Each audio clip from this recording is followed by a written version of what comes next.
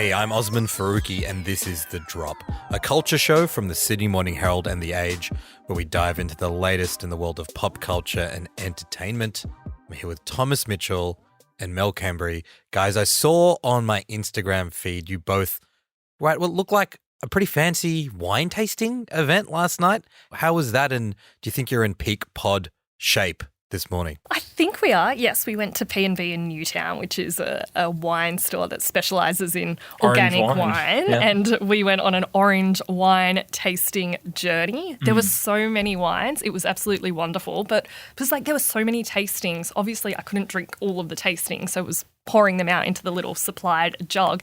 Every time I did that, Thomas whispered in my ear, "Coward." So you didn't drink each glass, you just sipped it and then sort of they got weren't your rid of- conventional tasting pours, I would say. There was like almost a half glass of wine in each one. So I knew I had to pace myself over 15 orange wines. I drank all of my wines. I mean, you look pretty good this morning, I'm pretty going to good. say. Well, there was lots of cheese too. But yeah, it was good to just continue my theme of either eating or drinking near Melanie Cambry every single week, so she can critique my habits. But yes, we're in tip-top pod shape. And maybe that's because there were no pesticides in them or whatever. That's that's why right. you've really come through well. Good amount of tannin as well, which is a wine thing. Oh my God. I sort of want to keep on this train for a bit to hear you guys talk more about wine, but maybe we'll spare our wonderful listeners that experience. That's a bonus. That's a Patreon one only. Today on the show, we're going to talk about Netflix. It's the biggest streaming platform in the country and the world. When films and shows hit Netflix, they are way more likely to actually become part of a real water cooler conversation than compared to other streaming platforms. But when it comes to Netflix's actual content strategy, it seems a little bit confusing. Some people have described it as a deliberate mess in terms of the high and the low ends of what you see when you turn on your Netflix account. There are two recent releases that have highlighted, I guess, this dichotomy at Netflix. The first is Three Body Problem, which is a very prestige, high concept, big budget drama from the creators of Game of Thrones. And on the other end, there's a film called Irish Wish, the latest romantic comedy film from Lindsay Lohan. We thought we'd talk about both of these releases and use that as a way to discuss the state of Netflix and streaming a little bit more generally. First up, though, we got some TV news. One thing that I really wanted to just touch on briefly. I know that you guys have been locked into maths this year. I've been a little bit more plugged into Survivor. This week on Survivor, the very first Arab and Muslim person to win the show was crowned Winner of Australian Survivor, Titans versus Rebels, Ferris.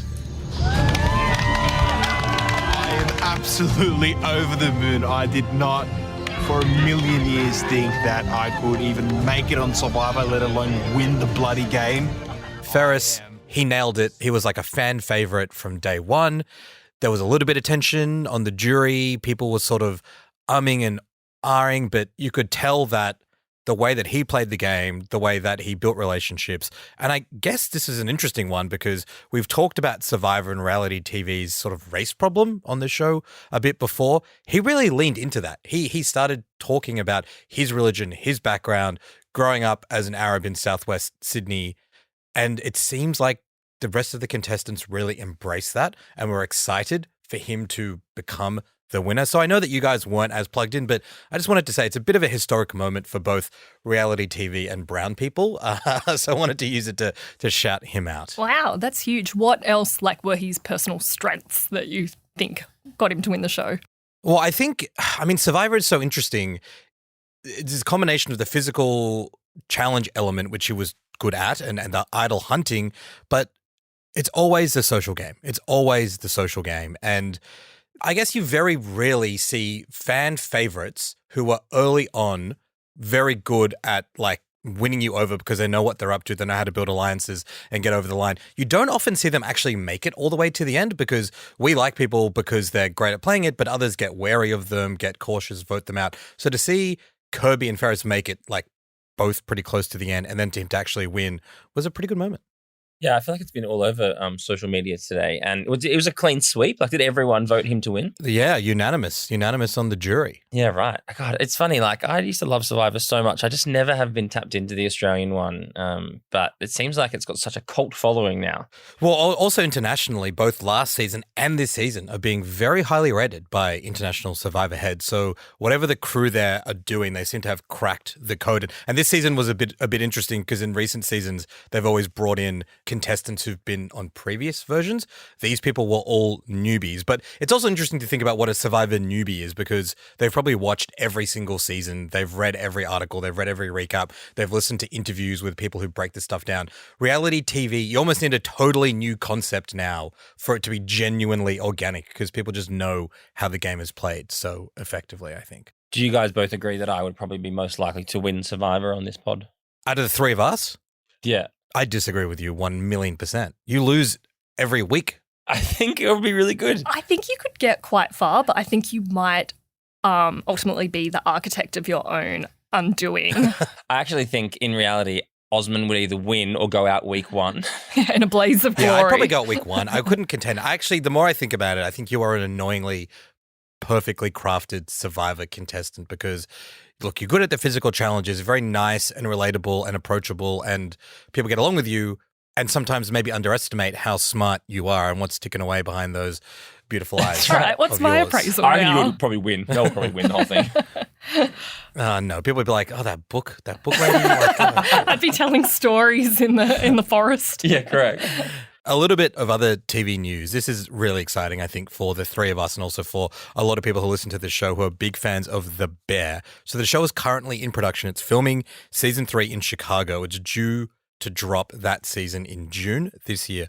But according to some news reports that leaked out of the set in Chicago, it's been secretly renewed for season 4, which they are filming back to back with season 3. That's pretty exciting, guys. You guys feeling good?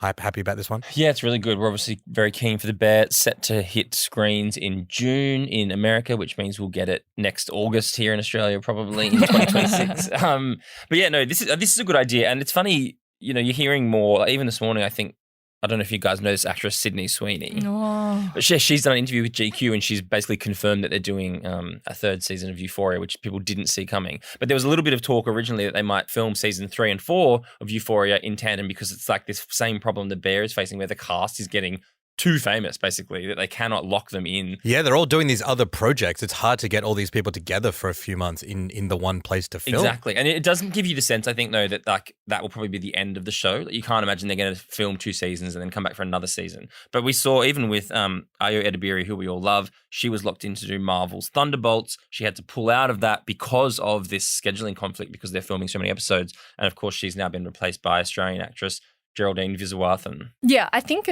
that's a good point. But I think it's also good for the show because it will give the writers the space to know that they're playing it out over over 2 seasons. So I think it probably will affect how the show plays out because they've got a lot more episodes, or they know they have a lot more episodes to unfold all the narratives and tie them up if it is the ultimate ending. As long as we get like a wedding between Carmi and Oh, Claire, Molly Gordon's character, then she's definitely coming back. 100%. My earlier prediction on this one is I reckon they probably will wrap it up at the end of season 4. And I actually feel okay about that. Like, this is a show I love. They've done a great job of building that world and making us care about all the characters. But you kind of think about, like, by season 5, like, either they've figured out the restaurant thing or they haven't. And I don't want to see the same issues again and again and again. So I like this idea of if they've got 2 tight seasons, the writers have got a vision and they get these actors before they fuck off to Hollywood and make trillions of dollars more. It's going to be a good way for it to go out, I think. Yeah, so we're not stuck in the kind of crisis, recovery. And they all had such big personal revelations in the last season. Like, Yeah, exactly. There's only so much you can really go on emotional highs and lows with people. All right, let's move on to our big topic of today. Something we all talk about on the show a fair bit is how fragmented everyone's experience of watching TV and film is these days. Long gone are the days where basically everyone had the same 5 free-to-air channels, and if you had rich parents, you had Foxtel as well. And if a TV show like, say, The OC, which we spoke about later last year, dropped on free-to-air, everyone would watch it. Everyone did watch it. and we all talked about it, became part of the cultural conversation. Now there's a raft of streaming platforms. Everyone's got their own little mix. Maybe you're an Apple TV Plus, an Amazon person. Maybe you've got Stan and KO. The problem is because we're spread so thin, it's harder for shows to have that kind of immediate cultural impact where everyone's talking about them.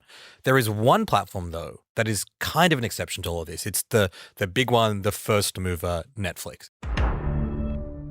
It's far and away the biggest streamer in the world. In Australia, there are 6 million Netflix subscribers, which is twice as many as the next biggest platform. And while that isn't everyone in the country, it definitely feels like when a show hits Netflix or a film hits Netflix, it resonates with more people when you're out talking to people what they're watching. Netflix seems like it's the default online streaming platform of choice. But been thinking a bit about what makes a Netflix show or a Netflix film. When the streamer first got into making its own series, it was known for things like House of Cards and Orange is the New Black, these very big prestige shows.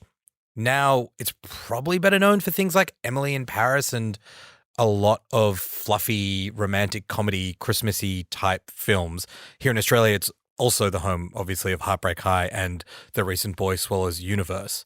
So the two releases on the platform this week that I think speak to the schizophrenic nature of it. The first one drops today. It's called Three Body Problem. There must be 30 dead scientists in the past month. Christ. Another countdown.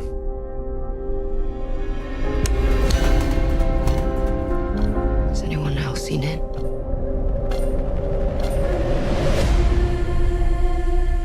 What happened to them? It's based on a very, very popular book by Liu Cixin. It's been adapted by David Benioff and D.B. Weiss, the guys behind the obviously extremely popular Game of Thrones. Did you guys have much anticipation for this series, either because you were aware of the book or you are hyped about the Game of Thrones guys coming back? I don't know if we've really had a chance to talk about Game of Thrones. Were you guys plugged in and were you looking forward to what these guys did next? I completely missed Game of Thrones at the time, but then about a year ago, I went back and watched it all. And I did enjoy it, but this show kind of completely was not on my radar, to use maybe a reference from the show.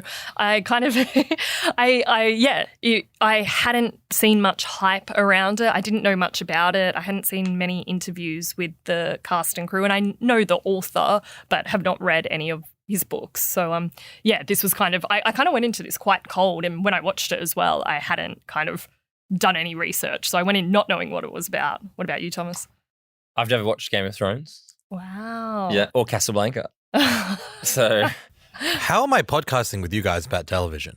I know. This is a thing that I've had lots of conversations with people in my life because, and I don't say this, I mean, you'll probably make fun of me. I feel like it is one of the few massive cultural movements that I've just missed out on.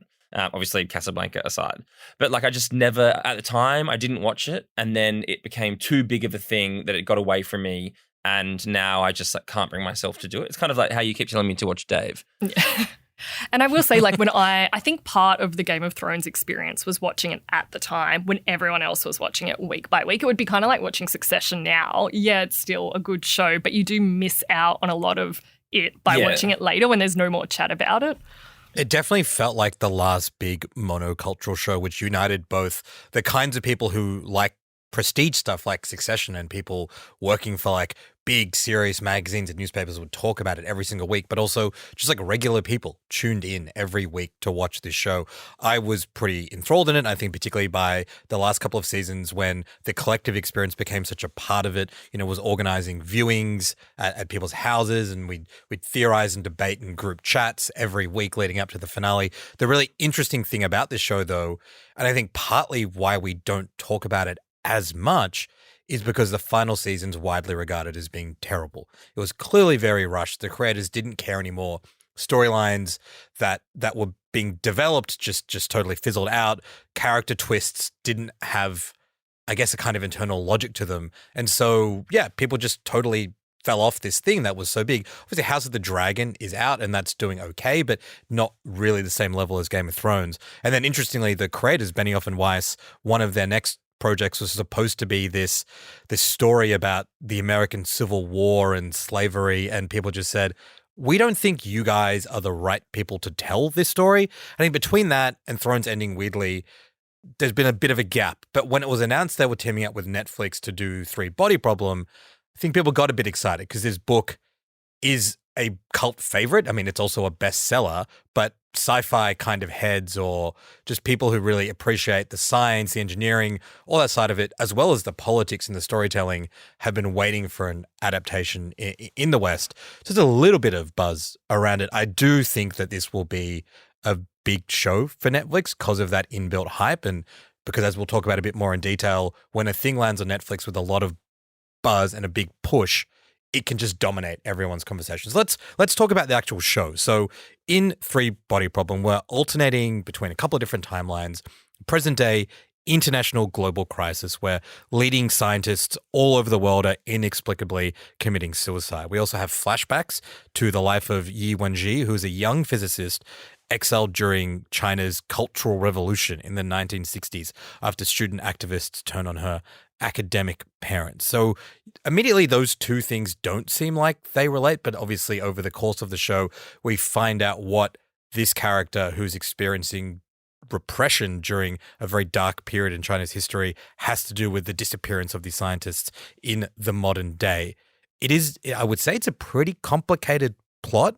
There's different timelines, as we said. There's plenty of characters, like a lot of characters who you're introduced to who are given a fair bit of space and time to tell you about their backstories. There's a mystery to solve. There's literal like ticking clocks. Something bad is happening to the world. The universe is blinking at its characters.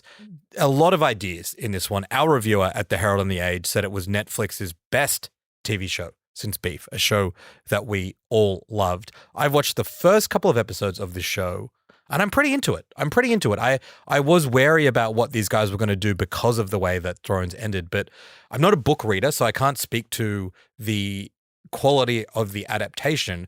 But as a TV show that has a big concept, a big cast, complicated plot, and is trying, I think, to say something about our current moment around politics and science, it's doing a pretty good job, and I'm really engaged in the mystery of it. But yeah, keen to know what you guys think. Yeah, I have to say, when you were very keen to talk about this on the pod, I was a bit alarmed at first. I know You guys just ignored me. I was like, I think we should all watch Three Body Problem and talk about it, and I got no reply for like 4 days. Yeah, and I was like, hey man, a lot of chat about Irish Wish. Looks really dumb. Can't wait to talk about it. After, I know you're a big Doctor Who head, and after our kind of June moment, I was a bit concerned about what we were going into, another kind of hectic, a bit bro-y kind of sci-fi show. So I went in there with apprehension, and as I mentioned, I didn't know much about it beforehand, but I was pleasantly surprised, and I do owe you an apology because I was gripped from the start. It opens in this amazing scene in China, an execution scene,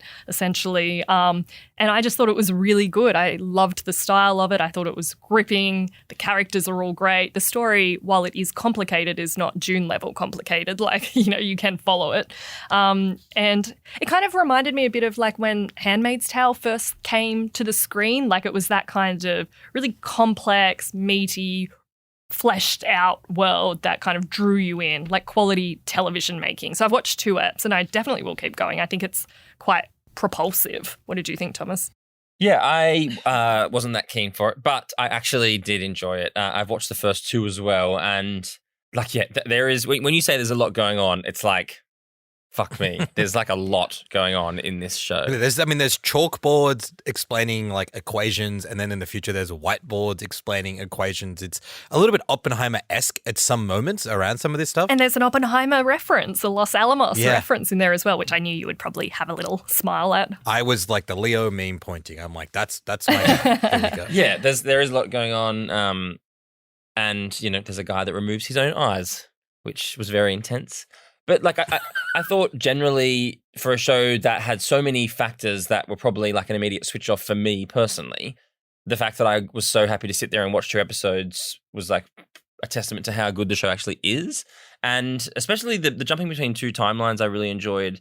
I think in terms of talking about it and how contemporary it kind of feels and the topics it's raising, that also I think added to the viewing experience for me, rather than it just being like another sci-fi thing that, it's like, oh, crazy. And like the Game of Thrones directors are now like turning their attention to sci-fi. That actually does feel quite contemporary, and that made it like a little bit more interesting to watch. And I don't think you can see the Game of Thrones. Like, I don't think you would necessarily watch this and say it's by the same makers as the people who made Game of Thrones. Like, it just feels completely different. The pacing, the tone, the structure, the camera shots, the locations. It just feels so different to me to Game of Thrones. So if you didn't like Game of Thrones, I think there's every chance you will still like this. Yeah, I mean, there's a couple of actors, John Bradley, Liam Cunningham, who we know from Game of Thrones, make an appearance. But I think one of the other layers to the story that I think make it a bit accessible and interesting to watch is there is this character played by Benedict Wong called Da Shi, who is a detective, essentially, trying to solve what is going on with these disappearing scientists, these scientists who seemingly are committing suicide all over the world. And that's a cool thing to follow on. He's kind of an audience proxy. He's also got his own agenda, it seems. But if you get a little bit lost with, okay, I'm in Outer Mongolia in 67, and then I'm in Outer Mongolia in 77, and we were just in London a minute ago, Da Shi's character kind of pops in to just keep you on track. There's also a whole thing going on with the virtual reality computer game, which in the first episode, I didn't really understand, but by the end of the second, I'm like, oh, cool. This is like another really interesting layer to it as well. And I think, look, I think it'd be fun to check in again when we've all finished the show, but I'm into it just because it does seem like it's really thought-provoking, like that there is an element to it. And I don't know if this is a theme that's going to be, I guess, thought through more throughout the rest of the series, but there are a couple of like conversations, particularly when we're in the Cultural Revolution period, where we're very clearly positing ideological, political agendas against science. And if you don't listen to the scientists, things are going to go very wrong. If you just stay on this track of ideology that is out of date, like the world could literally end, I couldn't help but think about like the climate debate in around the world for the last few years, last few decades. And I don't know how explicit that is or whether they will continue to, like I said, develop that. But when you're talking about this otherworldly external threat that scientists are trying to warn us about and being stymied by conservative governments, it did feel like a pretty one-to-one comparison. And I respect a show that can be entertaining, have a mystery, and make us think about those things at the same time. Yeah, I think that's a good point. And they do kind of foreshadow that in quite subtle ways, like when they're kind of in the deforestation camp in Mongolia, it's kind of hinted at, but it's not in your face.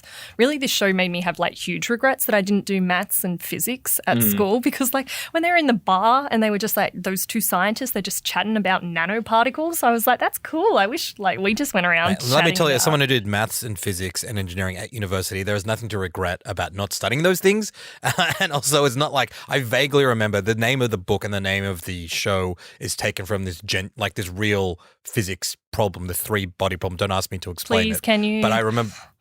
I think personally, I definitely would have done maths and physics and science if they all looked like Augie, played by Isa Gonzalez. I must admit, I did text Osman yesterday to be like, because at one point she's like, I'm the head of the nanotech research. I'm like, man, if I went to a nanotech lab right now and any of the men or women looked as attractive as the men and women in this show, yeah, like there are some Hot poetic men license and women can be chief neuroscientists as well, Thomas. I just think that's the biggest problem with three-body problems. Like I said, I haven't read the book. I don't think you guys have either. There's been a little bit of controversy about the fact that the book, written by a Chinese author, was set in China, and this has adapted a lot of that story to be set in Britain and in London in particular. I understand why people feel like that's a bit of a letdown. There is actually a Chinese adaptation of this, but it sort of does the opposite, where for obvious political reasons, all the Cultural Revolution stuff is just not in the Chinese adaptation of this book. I think, judging by what I've seen so far, it seems respectful of the Chinese links to this story and has kept the Cultural Revolution elements of it as a really big and important part of it. But I guess, they've done that classic thing where they've moved it to a Western location to help it resonate more with Western audiences, though it has a pretty diverse cast as well, I would say. So I can see people being a bit let down, but I also think that this show is aware of conversations around diversity and the provenance of the book and is trying to acknowledge them as well. And we are obviously speaking a lot about Netflix today and how they kind of get around their shows and what their general, I guess, like plan and pattern is. But I thought it was interesting. I got an invite, and you guys may have got this as well. The show comes out today, but next week Netflix is hosting like a Understand the Science night.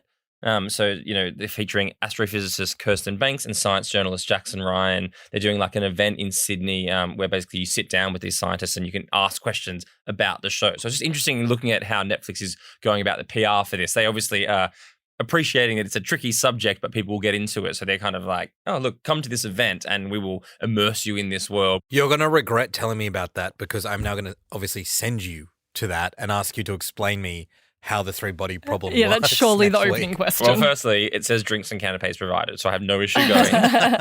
This is the explainer. From orbital mechanics and particle physics to nuclear weapons and the search for extraterrestrial life, grab a drink and explore the science behind Netflix's epic new science fiction series, Three-Body Problem.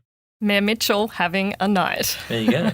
Well, I mean, we talked about the Oppenheimer references before, and, it's hard to do any show about particle physics or whatever without acknowledging the role that Robert J. Oppenheimer played. But I wonder whether in a post-Oppenheimer world where so many people have watched it, it's been lauded at the Academy Awards, and there is some chalkboard numbersy stuff there, it could be a boost for the show. It's like if you liked Oppenheimer the movie, check out the new show about weird science stuff and what's going on with that. Yeah, I think that's a good point. Also, lessons in chemistry, another one, obviously a very different tone of film and and book, but there's a bit going on. We're talking about bro science here, so if we could just keep it in this keep it in the lab. A lot going on in science. Okay, so as a Netflix show, I have to say I was a bit surprised to see this announced and then also come out and be pretty good because, and it could be totally unfair, and there's probably people who work at Netflix that will listen to this and say, you've missed these like 6 other great shows, you're an idiot. But I'm just talking from like the vibes sense, my own vibe sense, and from the vibe sense of the people I talk to, that when I think about Netflix shows, I think about Emily in Paris more than I think about high concept, high budget shows like this. So for Netflix to actually back something that is dense, complicated, big and shiny seems pretty interesting, but I want to get a sense check from you guys. Like, is my vibe something you can relate to, or am I out on a limb here about what we think Netflix is doing with TV? No, I think you're kind of right. It's been had a funny trajectory, Netflix. Like, it basically broke new ground in the streaming world, and it was exactly as you said. It was the prestige network. It was, home of The Crown, House of Cards, these like big, even Orange is the New Black, like these were, the original Netflix shows. That was what we associated with Netflix, and that was also what was cleaning up at stuff like the Globes and the Emmys. And then as the streaming world has expanded and all these other rival platforms have kind of like popped up, Netflix has had to change its business model and then is now more synonymous with, I guess, like that popcorn filler show like Emily in Paris, which I do love.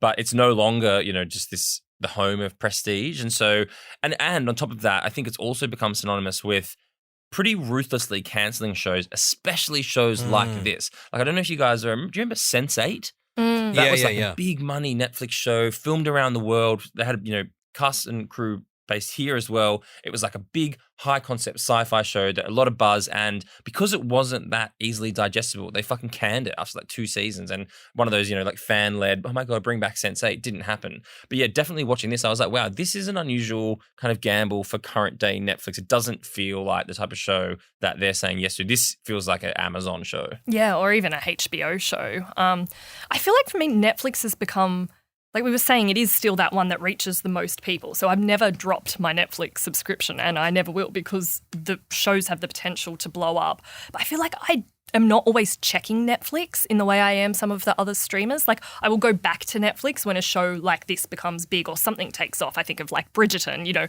when something blows up. Like, I feel for weeks we might not talk about a Netflix show, and then something like this comes along and you really want to watch it. But I do wonder with this whether, and we're obviously going to move on to one of Thomas's films of the year, Irish Wish, but I do wonder whether they're trying to get the best of both worlds here, and they're doing shows like Irish Wish, cheaply made, but mass market appeal, so that they can kind of subsidise the cost of doing shows like Three-Body Problem, which then draw in a different audience and maybe a stickier audience than they're hitting with the other market. It's so funny though, I just like picking up on something you said. When I turn on my TV and I open up my Google Chrome, Netflix is still the first platform I click into. Just like, it's like I have this relationship with it that has been built on like such a long history that I have to check it first, and then I tend to just check the others like at random. Even though, and we work in this game, so I kind of know what's coming out and stuff. But Netflix is always the first one I check. That's so interesting. I do go on just because I like to see what's trending, because it's interesting to me what shows they've suddenly got. Sometimes they've got older movies that suddenly are coming back into the conversation, or to see what shows have kind of found their way through. But I do find their homepage so cluttered and so mishmash of everything. Like, I find it quite an overwhelming user experience these days. Yeah, obviously we all check Stan first, and then 9Now, and then Netflix. That's right. That's the way we do things. Thank you. Stan and 9Now, owned by the Night Entertainment Company, the same company that owns The Age and the Sydney Morning Herald. Will we work out? Thanks for mentioning them, Thomas. I've got to do the disclaimer. That's why Appreciate you're winning it Survivor. It's that kind of approach.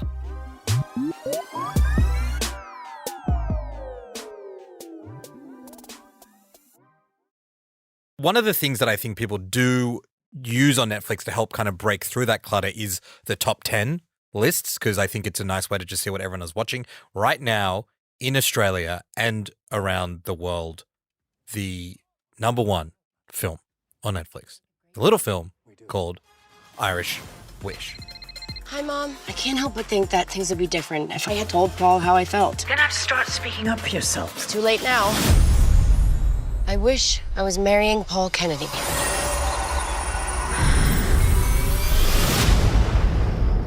What the? Oh, Paul? If Three Body Problem is at the top scale of ambition for Netflix, I feel like this is going to be pretty low towards the bottom end. I mean, it has obviously attracted millions, if not hundreds of millions of viewers around the world to get it at the number one position. There's a lot to say about this movie because of what I think is its deeply, deeply, deeply bad nature, but also its extreme popularity. Thomas, why don't we start with you just kind of walking us through what this movie is? Okay, perfect. If I could just get like a little bit of an Irish fiddle underneath me or something as I talk about this, that would be great. So essentially, it is a classic rom-com, although there's not much rom or com, but we find Lindsay Lohan, who plays Maddie. Now, she's a book editor who loves to read. Ooh. Just pause, sorry, for a second. Lindsay Lohan. This is the Lindsay Lohan. Yeah. That's exciting. Needs no further. The name itself is. But yeah, so Lindsay Lohan, she plays Maddie, a book editor who loves to read, and she loves books. And we know this because she has glasses. She is in love with the best-selling author, Paul Kennedy. He's an Irish author. That's Alexander Vlahos from Outlander, if you guys are familiar. So she's his editor, but she's never told anyone that she loves him, including her two best friends, Emma, played by Elizabeth Tan, who is from Emily in Paris, and Heather, played by Steph Curry's wife, Aisha Curry. I did not know she was an actress. I don't think she is. I don't think she is, yeah. Based on this. So basically these are her two best friends. The movie opens on the night of Paul's book launch for his latest book, which is, of course, called Two Irish Hearts. Weirdly, Heather, Maddie's friend, is also the designer of the book's cover, which Maddie is seeing for the first time on the night of the launch, which is crazy, even though she's the book editor. She arrives and she's like, Heather, I love what you did with the cover. I've never seen it before. Anyway, the point of this book launch is that Maddie is finally going to tell Paul how she feels about him. She's in love with him, and he asks to have a chat with her, and she thinks this is going to be like a very serious chat where he also expresses his feelings for her. Instead, he's asking Maddie to edit his next book, and that night he instead hits it off with her friend Emma. We then cut forward to Ireland, and Emma and Paul are getting married, and Maddie, the best friend, is feeling kind of slightly dejected and sad. She's arrived in Ireland to watch the love of her life and her best friend get married. Luckily, she does meet a hot British guy at the airport named James. He's played by Ed Spielers, also from Outlander. He's a photographer who spends his time snapping endangered tree lizards in Bolivia because that's obviously a job that lots of people do. Anyway, eventually Maddie arrives at Paul's parents' manor for the big wedding. The day before the wedding, she goes for a walk and she comes across an Irish wishing bench. She takes a seat, and just as she is saying out loud that she wishes it was Paul that was marrying her, an Irish fairy arrives and grants her wish. The next morning, Maddie wakes up as the bride-to-be, but it soon becomes a case of be careful what you Irish wish for. That was so thorough. That was great. That was, way too thorough. It reminded me about why I really did like this film. Yes. And then basically it's like, I guess, 90 minutes of some of the best TV ever made. Wow. So can you talk us through what you liked about this movie, Thomas? Well, firstly, I thought Lindsay Lohan was actually pretty good. Like, if you want to prove to people that you've still got it, you need to star in the shittiest movie ever made to kind of like really outshine everything. So I thought Lindsay Lohan was good. I was hoping, or maybe projecting upon it, a level of self-awareness that maybe didn't exist. But I thought everyone in this film knew how bad this film was. And like, these are, actors in a cast that have been in some pretty decent projects. So perhaps it was fun for me being along for the ride with them as they read some of the dialogue as well, the plot lines, the incredibly bad editing, the very intense use of AI, like when, there's a very funny scene when they visit the cliffs of Moher and it is just like the colors are popping off the screen. The movie, it was like it was like sitting in a screensaver or something. Yeah, that's very funny. It's almost like its own genre, which is like a simulacrum of a rom-com. It's like, I know you're seeing it as self-aware, but it's almost like it's this thing that is a rom-com that is trying so hard to be a rom-com. It feels like if you were watching a rom-com and they had characters in it that were in a rom-com, this is what like you would show of that. It's just kind of so... Yeah, it's like a Black Mirror take on a rom-com. Yeah, like the lurid colours. The dialogue is so funny. Like, I laughed out loud several times. Like, a lot of it is just so meaningless and makes no sense. Like, there was this moment when they went apple picking and then they were fading out to show the lots of shots of the Irish countryside, and you just hear, I think, Lindsay Lohan say, "I literally cannot believe I got so many apples." And it's like why? Who says that, and why? Like, it obviously the apples have nothing to do with the plot. Like, it's very the dialogue is so ham-fisted that it's hard not to laugh. Like, I'm the same as you, Thomas. I don't know. Maybe I was in the mood for this. I was in the mood for something so silly and trivial that I didn't hate watching it. I started in a similar position. There's a couple of bits, Thomas, that I'll mention that I think are worth adding to your recap. It also stars the wonderful Jane Seymour, yes. who's in many, many TV and film projects as Lindsay Lohan's mum, who clearly was not on the same set as anyone else in this film, which is awesome. And the movie is financed by Lindsay Lohan's husband. Badir Shamas. Which perhaps explains the very noticeable lack of rom in the film. Like, there's one kiss and that's pretty much it. Yeah, he's on set the whole time being like, "You're looking at her too closely, man. Get away."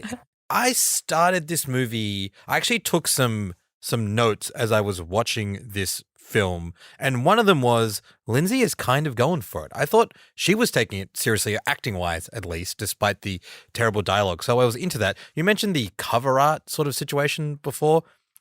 Lindsay Lohan says the cover is great, but it's terrible. Like, that's one of the worst book covers of all time. Mel, as a book person, can we just talk about a couple of the book things going on at the start? Yes, please. I'm so glad. Book launch, when they're walking in, there's like 50 photographers. Like, this is the busiest, most hyped media event of all time, which is weird for any book launch. But when they go in, there's like 14 people sitting in this bar. Yeah, I've never been to a book launch like that, and I have been to many. Book people don't really look like that. They're not, like, authors aren't really sitting alone on a stool drinking whiskey at their book launch. Just reading, just doing, like, is he reading out the whole book? That was mine, yes. I was so confused when he was like, chapter 8. I was like, how long are you going to be there for? Well, and listen to all the paparazzi go home. Also, the full cover book picture of him, like, that is not something that you really see anymore as well. I enjoyed the fantasy book launch. I kind of think I'd like to have been there. So at the start, all that stuff kind of annoyed me, but then I'm like, just like, relax, Oz. This is a smooth-brained viewing experience. Go along for the ride. When they got to Ireland, and they shot on location in Ireland, which I think they deserve props for, Ireland looked pretty nice. Everyone was having a nice time. It was just so silly and so dumb. I was like, why not? But then, I've done something I've never done before when watching something on Netflix. Do you know you can select the viewing speed of a show on Netflix? And I've always thought anyone who does that is a complete psychopath, because how do you watch a movie at 1.5 speed where the dialogue is all fast and chipmunk, everyone's walking around? I got halfway through this movie, which is only 45 minutes in, because it's not a long movie, and thought, I now hate everything about this. I can't believe this exists. There was this incredible Vulture headline about this movie that said Netflix's Irish Wish is a crypto-fascist AI-generated harbinger of doom. I don't know if I feel that strongly about it, but I started to resent what I was watching. And once you understand the conceit and the Irish wish happens and, she's living this kind of like Freaky Friday-esque situation, it all fell off for me. So I started watching it at 1.5 speed. That was too fast. So I went to 1.25 where I felt like I was getting the plot, but could also just like make sense of what was happening. And then I didn't end up finishing it. So I don't know how this movie ends, but I lost a lot of faith in humanity, Netflix, you guys, the rest of the world for sending this to number my one. God, I can't believe you didn't finish it. I reckon you can probably guess how it ends.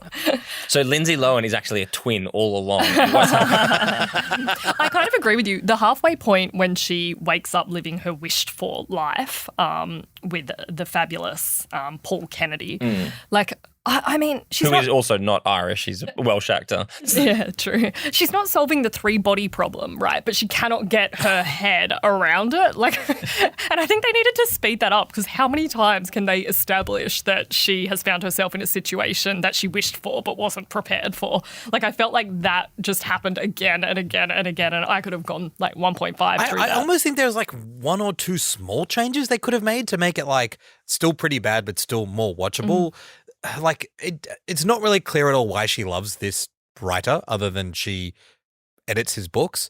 There was a bit more chemistry, I thought, with the other fella, the photographer that she starts to slowly fall for. But then all their escapades, she's getting married in 2 days and she's just spending entire days at a time with this other guy and no one seems perturbed by that at all. And it's these are dialogue and script writing sort of issues that one extra person not involved in the project reading it could have said, let's change it. But maybe that's the whole point. Maybe Netflix is no, that costs money. We don't care. We can make this stuff. The fact that it's got Lindsay Lohan and 2 men and her, and it's going to be a love triangle and it's an island is going to be enough to send it to number 1. And you know what?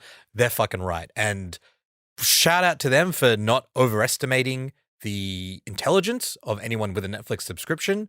But I still feel why do you think this is so popular? Why, other than us talking about it because it's our job to talk about it and watch it, why has everyone in the world sent this to number 1? Well, I do think that people have a lot of kind of love for Lindsay Lohan. We kind of grew up with her on The Parent Trap and then in Mean Girls. So I think people do love her. Falling for Christmas was very big as well. So I think people kind of are prepped to give Lindsay Lohan a good shot. And then it does look like a kind of film you would watch when you don't really want to be super engaged, like a nice film to watch with the wine, a silly film. I think they're the first 2 starting points, and then it comes back to what we were talking about earlier. I think then it gets the chat, it gets the funny think pieces, it gets the kind of water cooler moments of wasn't this insane, and then it does what we were talking about before. Then it gets to reach its full audience because all of a sudden all those people with Netflix subscriptions are kind of logging on to be part of the joke and the conversation around it. Yeah, everyone's saying, well, it's number 1, so maybe there's something to it. But in fact, it's just what you've outlined, a bit of curiosity about what Lindsay's up to and what this fun little comedy movie could be. Yeah, I don't think many people what do you think of the percentage of people who are watching this thinking it's going to be good versus so bad it's good? I genuinely don't know the answer to that question. I worry, without sounding like a dickhead, that there could be a lot of people that think it's good. I just assumed everyone was this is going to be fucking so funny. Did you guys laugh once? Heaps of times. When she Really? sat down to write her please long. give me the list of things you're laughing at. Well, firstly, this is something that I would do, so I appreciated this when she lied and pretended that her favorite writer was James Joyce. Yeah, that was very good. And then I actually read this really funny article today that was written by an Irish publication. I thought her favorite author was James Joyce. She was clearly making that up because Do you think so? Well, no, we don't even know. You think that she was making a joke. I think she genuinely thinks her favorite author is James Joyce because later in the wedding, in the rehearsal dinner scene, her husband or fiance is asked what's her favorite author, and he says Charles Dickens, and she pretends that it was to not embarrass him. No, I think she's telling the truth when she says my favorite writer is James Joyce. I just don't think there's a world in which this character could be a James Joyce fan. And in this article I was reading that was by an Irish publication, they were I love how she says that after she's up at the cliffs of Moher, which is not really a Joycean area. So I thought that was very funny that this Irish article pointed that out. Look at this guy. What is a Joycean area? Well, he wrote more about the cities and the grind of day-to-day. Don't try and test me. The grind of a day-to-day life.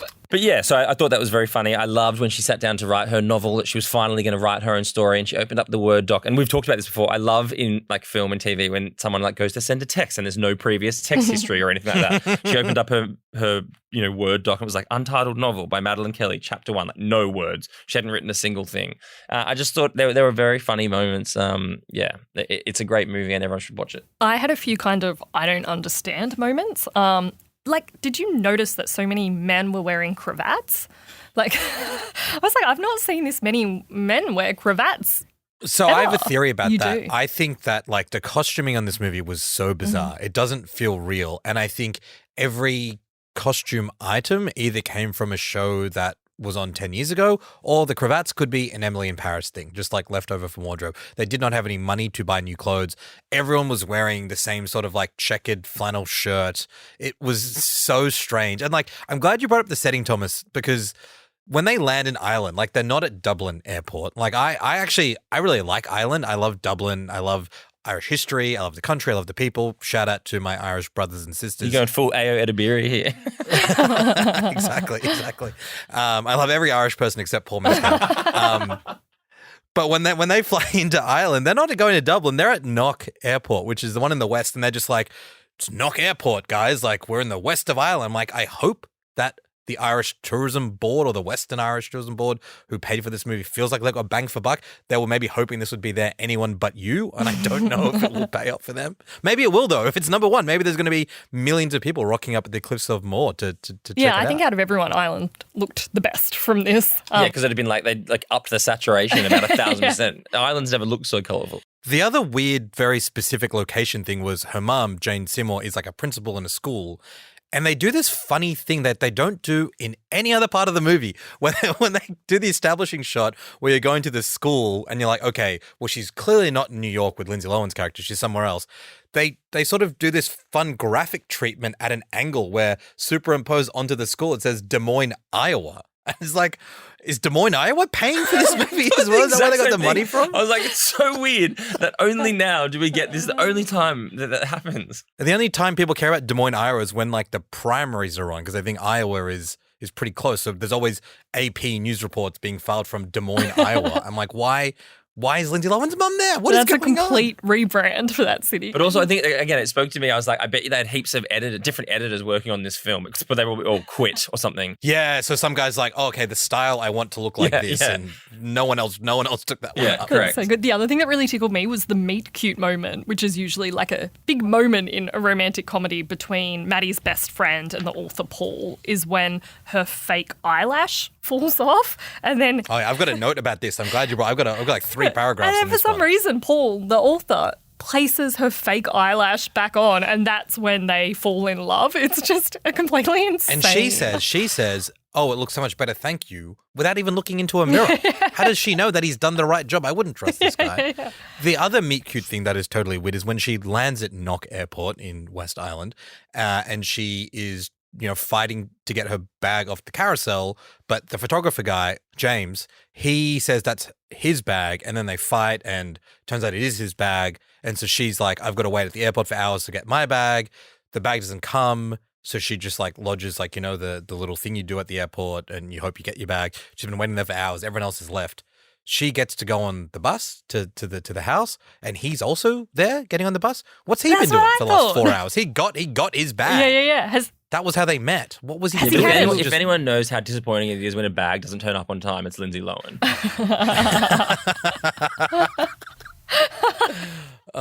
Well done. Yeah, that was very funny. Also, again, like it was playing into this Irish thing of like, oh, of course, and like we're only on the one road into town. Like it's like Ireland is like got more roads than that. Yeah, the bus driver's like, I'll take you to this little place that's not on my route, and he pulls off into this lane, and then he has to like reverse out on this bus. Why would he do that?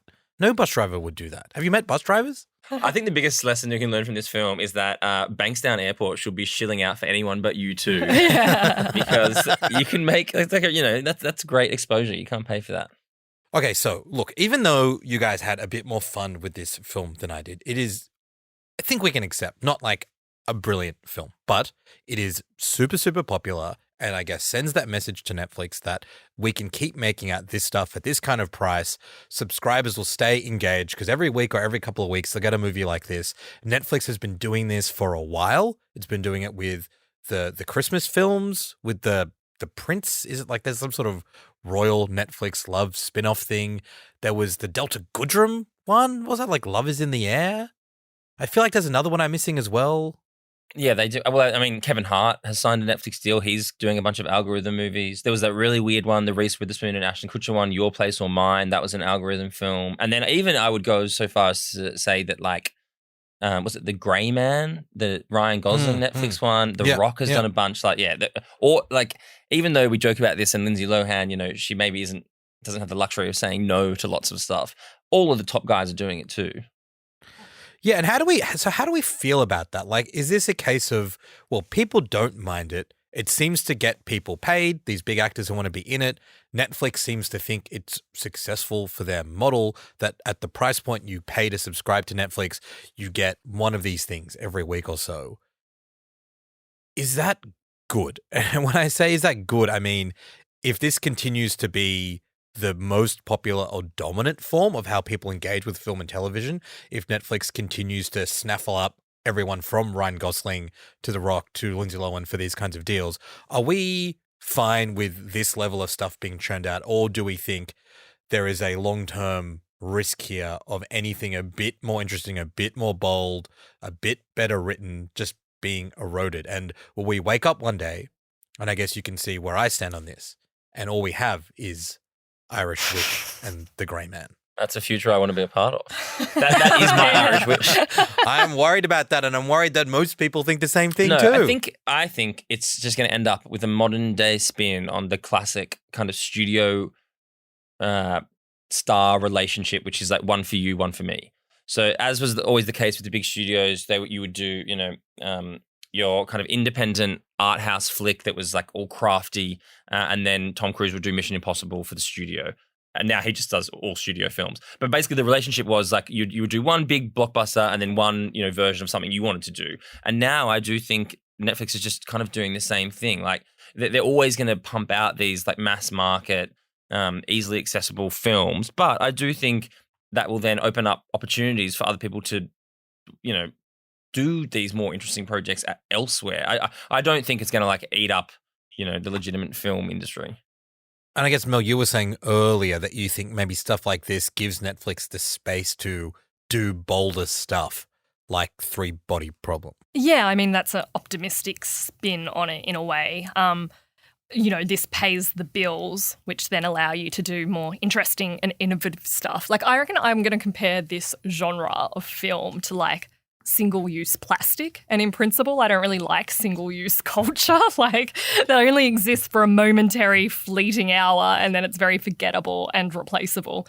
But what I will say is I do think that this is probably just another trend. I mean, we've seen Netflix double down on genres that they've had success with in the past. There was obviously Korean films, there was food documentaries, there was reality, and now there is the kind of cheap budget rom-com. And I do think it will have its moment, and I don't think it's here to stay. And I think, yeah, I mean, I encourage us all as viewers, while we sometimes need to use a plastic fork, maybe the more enduring metal one is going to be more sustaining for us culturally in the future. My metaphor got a bit mixed there, but like, I think you see where I'm going. Well, there is that at Netflix, one of their head executives, Bella Bajari, who's the chief content officer, uses this analogy of the gourmet cheeseburger. Yeah. That's what she says Netflix is doing, which is like, you know, slightly more understandable than the plastic versus metal fork one coming from you, Mel, which is like, you know, the cheeseburgers, they're digestible, they're not expensive, but we want to be a little bit like, you know, a little bit more fancy. I'm not sure that this falls into that category. I think like maybe The Gentleman and maybe even Three Body Problem are like gourmet cheeseburgers. And I think there's fewer of those than there are just like, you know, the kind of lower grade, lower quality stuff. I think what you guys both said is really interesting and probably more accurate than my usual kind of doomer level stuff. I think also what these streaming platforms are trying to figure out is how do you be viable? Like, what is a sustainable economic model to be able to make high quality stuff at a price point people are willing to pay for it. That's an issue they're dealing with. And what's really interesting is even though when Netflix started, there was basically no competition in the streaming space, now when there are so many platforms, Netflix still reigns supreme. And you're actually seeing platforms like Disney Plus, which took everything off Netflix and locked it up behind their own streaming paywalls, are now reversing that. They're saying this didn't work for us. It didn't work for us to get everyone on Disney Plus as well as on Netflix. So they're now selling content back into the market to make it up for grabs for anyone from Stan to Binge to Netflix. So I wonder whether what we will see in a couple of years is maybe like, you were saying, Thomas, you go to Netflix as your default. I think a lot of people do that. And I think that might be increasingly common as more and more shows that are produced by other companies end up getting sold to Netflix because everyone's realized, well, they've figured it out. They've got the most subscribers. Their technology is good. They've got the right mix of high and low already for kids, for families, for young people, for couples, whatever. So let's just sell content to them and make that the portal into television.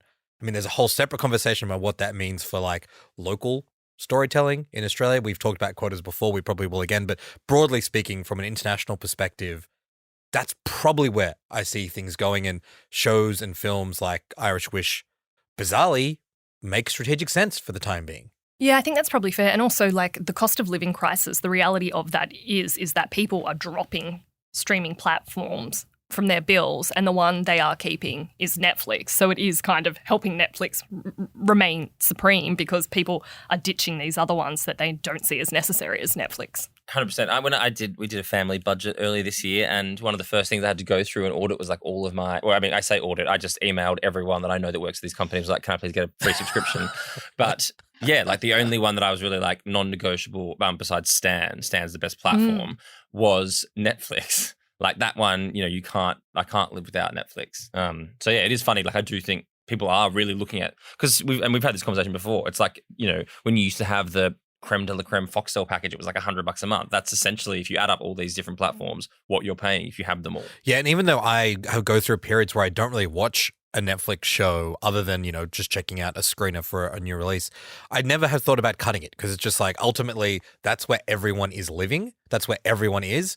And I don't want to miss out on the thing that could, like, imagine if I couldn't have watched Irish Wish with you guys. I know. We've had so much fun. You would never know about the magic of two Irish hearts. Are you going to start wearing a cravat? I wore a cravat to my year 10 formal. I've shown you the photo. Yeah. All right, time for our regular Impress Your Friends segment where we share something we watched, read, listened to, or otherwise enjoyed this week. And while we're talking about TV, let me get something off my chest real quick. I ran into our colleague Callum. He was complaining to me that he just wasn't across new television that was out right now. He didn't think anything out was good because he'd been really locked in with his partner on Survivor, and there's like 700 episodes a week. So he just was missing what is happening in TV land. And I feel like right now I've got the opposite problem. Don't remember being flooded by streaming platforms. I'm just flooded by like the amount of shows that I'm watching right now and trying to keep up with them. I'm drowning in top tier television, and it's really stressing me out. I've got Curb Your Enthusiasm, which drops on Mondays. Shogun, which I'm still loving, is out on Wednesdays. I'm making my way through 3 Body Problem, as we're talking about, and now there's another new good prestige show on Apple TV Plus. It's called Manhunt. It's pretty cool. I don't know if this is on your guys' radars yet. It's about the 12-day hunt for the guy who killed Abraham Lincoln. Heard of him? Familiar. Yeah, Thomas? John Wilkes Booth. That's the guy. The lead in this movie is a character who plays a Secretary of War who was in charge of the hunt. He's played by Tobias Menzies, the British actor who's been in The Crown, Game of Thrones, Rome. Like, I love Tobias Menzies, so I was pretty hooked in when I knew that he was in the show. This show it's sick, it's slick, it's fun. There's heaps of history about that era that I don't know anything about, and it's like a cool, true crimey murder mystery. So I'm excited to watch. The first 2 episodes are out on Apple TV Plus, but I am starting to feel a bit like stressed out about keeping up to date with the shows I like, plus watching all the stuff that I have to watch to be across what's going on. Just to add to your anxiety, this isn't my official recommendation, but hitting platforms yesterday was Palm Royale, the new Kristen Wiig comedy. That's another one. That's on my list. That looks awesome. It's on Apple. I feel like this could be the thing. Like, Kristen Wiig is so funny and everyone loves her, but I feel like everyone's been waiting for her to have like one single project that she totally dominates. I think this could be it. It's an adaptation of Juliette MacDonald's 2018 novel, Mr. and Mrs. American Pie, But yeah, basically Kristen Wiig plays this socialite, Maxine Simmons. It's set in the 60s in Palm Beach, like high society. So that's very good too. So yes, it's very stressful for people and their choice paralysis, but it's been just having Irish Wish on repeat. For some. Well, you know what? We probably didn't explain that enough as a reason why these shows maybe are popular. We talked about the sort of like tune in, drop out kind of a thing, but sorry to hijack the recommendation segment, but there is so much choice. Even on Netflix, there's so much choice. So why not just watch the thing that is there and like let it wash over you without having to worry about, is this going to be good enough? It's 96 on Rotten Tomatoes, but this other one's 98 on Rotten Tomatoes. Like, what do I do with my family tonight? Like, it's date night. We're going to cook some food and watch something. I feel like that is a real problem a lot of people experience day to day, night to night when they come home from work and are tired. And why not watch something that's not going to make you think? And it's number one on Netflix, right? That's probably another factor. What are we watching tonight and what are we having for dinner are the two questions that like just leave households across the country like in turmoil. So, I mean, it's easy when someone makes that decision for you, which is what we're doing right now. Which is what we're doing. And on that, so that Palm Royale was not your rec, Thomas, but what is? Yes, so my recommendation this week is a book. So pause for applause. It's by Liam Piper. It's Appreciation. And I think you guys are both across this. In fact, I know you are, Osman. I am across the book. I'm actually launching Liam's book at Readings in Carlton this week, tonight, in fact, when recording this on Wednesday. Yes, very exciting. So maybe there'll be an Irish Wish style, 50 are you ready for the press pack that awaits you? Yeah, so basically, he's Liam Piper's obviously a writer that we all know. He's written for our mastheads many times. And Appreciation is a really interesting book because it looks at something I've always found curious, which is the peeking behind the curtains of ghostwriters. Liam is a well-known ghostwriter for many famous Australians, but the book basically follows this fictional Australian painter, Ollie Darling, who has been kind of like, a young up-and-comer who's become part of embedded in the Australian art scene. And then he kind of suffers a bit of a fall from grace, and the book then looks into, I guess, like a lot of this, like, not cancel culture per se, but how do you, reputation rehab. And the way he does that is he decides to write a memoir, and then it looks at what goes into that. Liam's a great writer, and it feels very contemporary. It's very funny, and I've been really enjoying that. It got sent it a few weeks ago. So, yeah, that's my rec. It's out this week, so grab a copy if you can. Yeah, great book. He's a great writer, and he reviews lots of live stuff for us across Melbourne as well. Really good shout, Thomas. And look, I can't recommend you come to the book launch because by the time you hear this, it will have happened, but I'm sure it will have been great. So, and we're all looking forward to attending your wedding in Ireland in 5 months.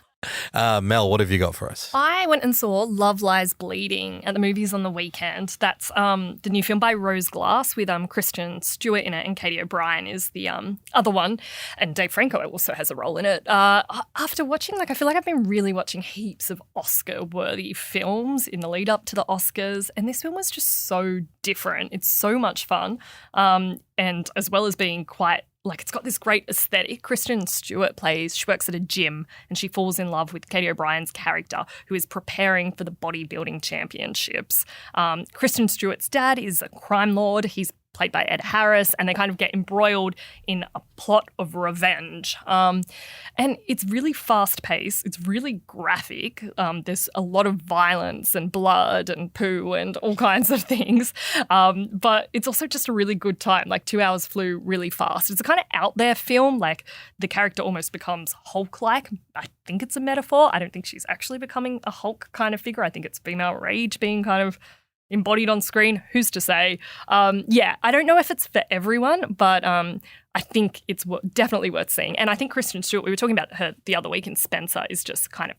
Yeah, we forgot to mention she was actually nominated for an Academy Award for that performance. So she's just fantastic in it. And I just want to see her have more roles where she can deliver her full potential. Do you feel like you want to hit the gym now? Because there's a lot of steroid use in that film. Yeah, a lot of steroids. Are you going to maybe bench the Scoot Pilates membership and start doing some heavy lifting? I reckon so.